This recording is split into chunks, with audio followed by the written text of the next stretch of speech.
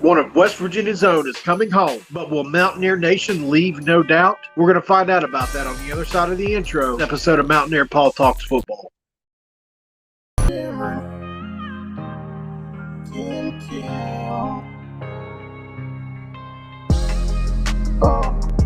What is up, guys? Welcome in. My name is Mountaineer Paul, and you have landed here once again at Mountaineer Paul Talks Football. Do me a favor before we get started, guys. If you're new to the channel, please hit that subscribe button.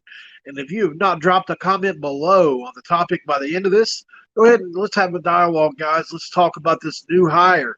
Not exactly sure where it's going to go, but it is Blaine Stewart.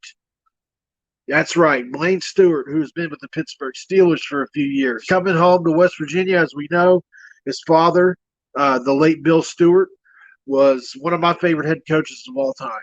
You know, unfortunately, he didn't get to finish his life here in Morgantown, and he passed away to a devastating heart attack. But if you don't remember the Leave No Doubt speech, then you must be pretty young. For the last decade plus, the Leave No Doubt speech has been one of the most iconic things about West Virginia football. But not only that, that was a prelude to a win, and a big win at that, the Fiesta Bowl against Oklahoma. We were completely outmanned against a really good Oklahoma team that year. But back to Blaine Stewart. As we know, Blaine Stewart has been coaching at the Steelers for a few years now. This story was broken by Jerry Dulac out of Pittsburgh and also by Mike Ostie, one of our friends over at WestVirginiaSportsNow.com. This really does fill that extra vacant slot on the staff that we had, right? We needed somebody to either coach the quarterbacks. We got guys that can move around different places. But at the end of the day, this is a guy that has proven he can wear multiple hats within the Steelers organization. There is glowing reviews about him. It was thought that he was going to get an assistant job at some point for years now. I actually have a quote from right around last year, I think, about him. Since Stewart was in discussions to take the wide receiver job at West Virginia this year, before that fell through at the last minute, Stewart and Ray Sherman took over the role of wide receivers coach in Pittsburgh this year following Darryl Drake's death. He's a bright, offensive-minded person who, like Martin, snagged a coaching gig at this year's Shrine Game.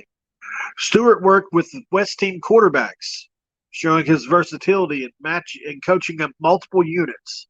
I think this time next year, he has a coaching role somewhere at the college level, West Virginia, Penn State, maybe his alma mater, James Madison, but somewhere.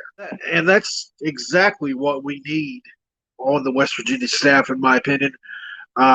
He obviously was able to coach up the quarterbacks at the East-West Shrine Game, which is, you know, as a simulation of some of the better talent in the country at times. So I think this is a solid hire, guys. So I would really love to know what you guys think about the hire.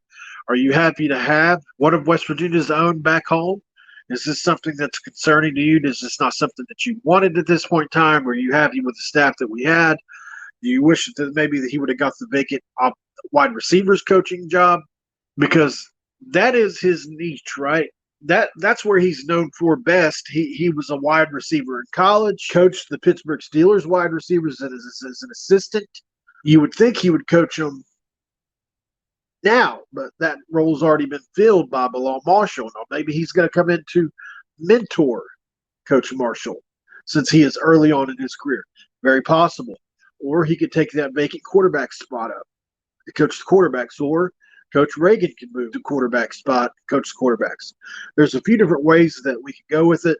I tried to look around and get some answers, and I decided just to get this video out because at the end of the day, just wanted to get the information out and be done. I'll be really curious to see what kind of offensive philosophy maybe he can help add to the West Virginia offense. One thing I'll say about the receivers while he was there is that, you know, if you remember a couple years back, Chase Claypool had the 9 touchdown year where he was rushing.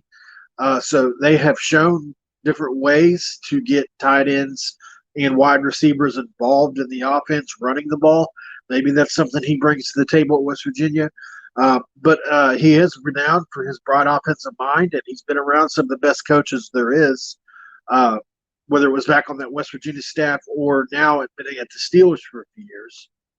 Be interesting to see. what happens with this situation, guys. I'd really like to know what you have to say about this below. Drop me a comment below, guys. Like I said, let me know how you feel about this hire, guys. I feel like it's a good hire, but let's see how Mountaineer Nation feels about that, guys.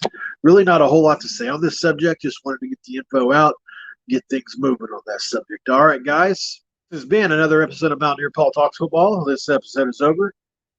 I'm out. This is for Cameron. Kim. Oh.